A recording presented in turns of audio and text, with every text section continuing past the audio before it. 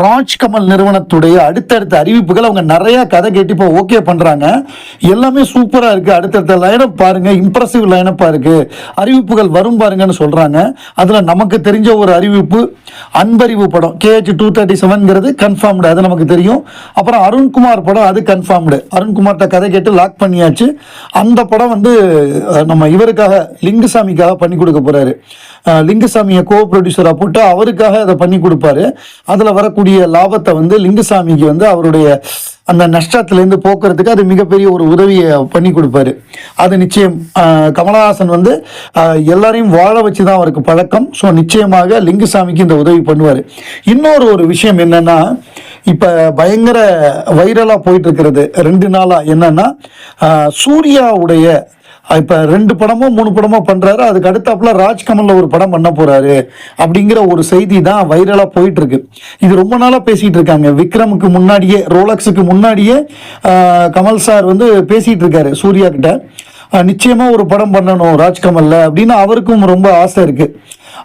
But அது வந்து இப்போ தான் அது நிறைவேறி இருக்கு. ஒரு நல்ல கதை அமைஞ்சு சூர்யாவுடைய நடிப்பு திறமையை வெளிக்காட்டுற மாதிரியான ஒரு படமாக அது அமையும் அப்படின்னு சொல்கிறாங்க. அது யார் டைரக்டருங்கிறது ரொம்ப சர்ப்ரைஸாக இருக்கும்.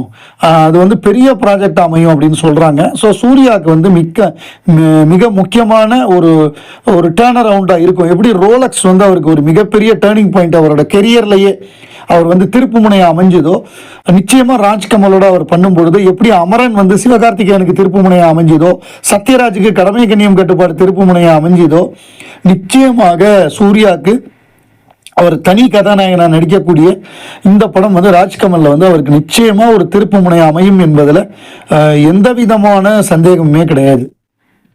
கல்கி 2898 படத்தில் உலகநாயகன் கமலஹாசன் 90 நிமிடங்கள் படத்தில் வராராம். ஸோ படமே அவரை வச்சு தான். அந்த சுப்ரீம் எஸ்கின்கிற கதாபாத்திரம் தான் இந்த செகண்ட் பார்ட்டில் வந்து டாமினேட் பண்ண போகுது.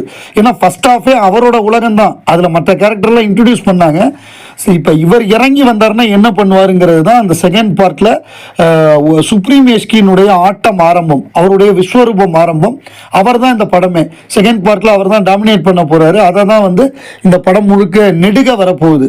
ஸோ அதை நம்மலாம் என்ஜாய் பண்ண போகிறோம் ஆண்டவர் ஆட்டத்தை.